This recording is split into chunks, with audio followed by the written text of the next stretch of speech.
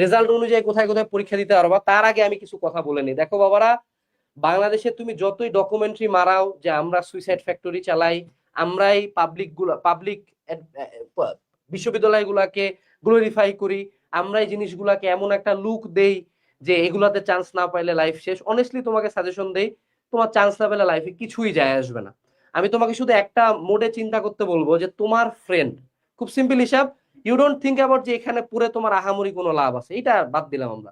তুমি চিন্তা করো যে ভাই তোমার ফ্রেন্ড হয়তোবা এই যে সকল বুলশিট সকল প্রপাগান্ডা সব বাদ দিয়েও এ সেম তোমার মতো ভাত খায়, তোমার দুই হাত দুই পা একটা মাথা নিয়ে সেম তোমার টিচারের কাছে পড়ে সেম তোমার মতো বই পড়ে যদি পাবলিক ভার্সিটিতে পড়ে ফাপড় নিতে পারে, হোয়াই নট ইউ?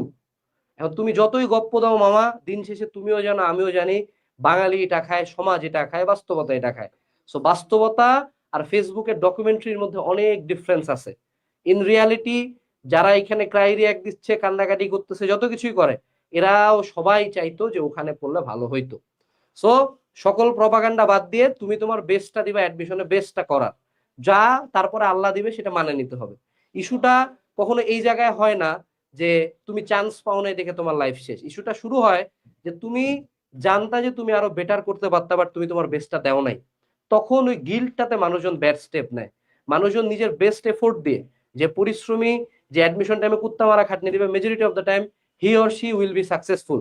আর যারা এক্সকিউজেস দেয়, যারা পেইন ক্রিয়েট করে, তারা কখনোই সাকসেসফুল হয় না। এবং যদি তুমি এফোর্ট দিয়ে ফেইলও করো, আলটিমেটলি তোমার গায়ে লাগবে না। গায়ে তখনই লাগবে যখন তুমি এফোর্ট দিবা না। সো 26 ব্যাচের প্রথম যে কোশ্চেনটা সবার মনে আছে যে ভাইয়া আমার তো জিপিএ কম, আমার তো জিপিএ কম, হ্যাঁ। সো এই জিপিএ কম নিয়ে আমি কই কই এক্সাম দিতে পারবো, আমি তোমাকে লাইভ কিছু এক্সাম্পল এখানে দেখাবো যেগুলাতে তুমি এক্সাম দেওয়া নিয়ে চিন্তিত আছো, এবং তারপর আমি সাজেশন দিব যে জিপিএ কোন রেঞ্জে হলে কোথায় পরীক্ষা দিতে। এবং কিছুক্ষণ পরে আমরা কমেন্ট সেকশনে আমাদের অ্যাডমিশন এলিজিবিলিটি ক্যালকুলেটর সম্পূর্ণ ফ্রিতে তোমাদেরকে দিয়ে দিব, সম্পূর্ণ ফ্রিতে। ওখানে তুমি তোমার রেজাল্ট বসায়, রেজাল্টের পরে বা রেজাল্টের আগেই মোটামুটি সবার আইডিয়াই থাকে। বাবা তুমি ফিজিক্সে কত বাবা এটা তুমি জানো না? তোমার মনে হয় যে কি বেশি ডিফারেন্স হবে? সো ওই আইডিয়া অনুযায়ী নিজে কোথায় কোথায় কোন কোন ইউনিটে পরীক্ষা দিতে পারবা সবকিছু জানতে পারবা। সো আমরা প্রথমে আগে শুরু করি রেজাল্ট অনুযায়ী আমি কোথায় যাব। আমি বিগ বিগ ফাইভ দেখাই দিই আগে। ঢাবি এসএসসি আর এইচএসসি মিলায় 8 চাই এই ইউনিটে, কোনটাতে 3.5 এর নিচে যাওয়া যাবে না।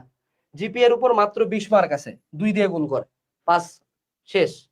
চলে আসো ঢাবি বি ইউনিট আর সি ইউনিট, দুইটাতেই 7.5 করে চায়, কোনটাতে 3 এর নিচে থাকা যাবে না, এটাতেও সেম 20 মার্ক। এরপরে চলে আসি যেটা হলো বুয়েট, এটা নিয়েই সবার মূল চিন্তাটা।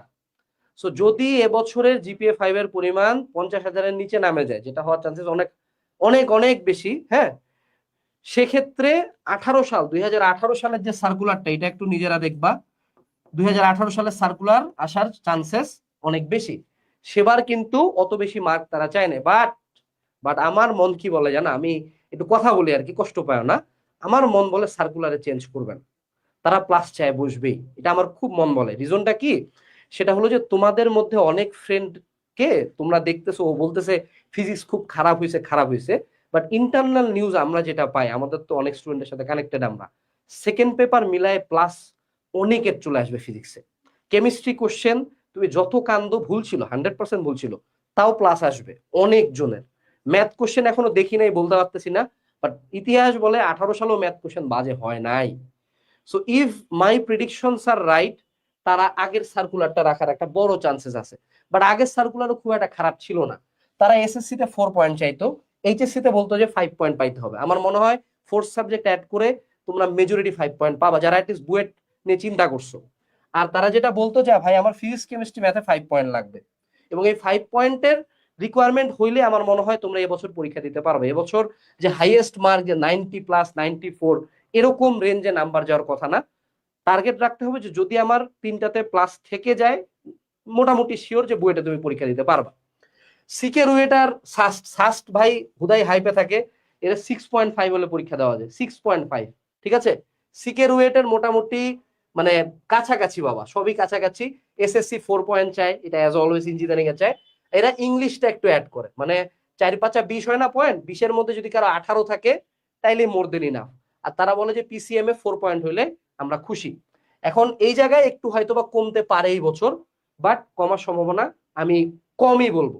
আমরা সবসময় ওয়ার্স্ট সার্কুলারটা ধরে আগাবো, কারণ যদি তুমি মনে করো সাপোজ ধরে নিলা যে হ্যাঁ কমাবে, এই চিন্তা করে তুমি ইঞ্জিনিয়ারিং প্রিপারেশন নিলা, পরে যায় দেখলা যে অ্যাপ্লাই করতে পারতেছো না, তখন কি হবে যে ইঞ্জিনিয়ারিং প্রিপারেশন দিয়ে কিন্তু ভার্সিটি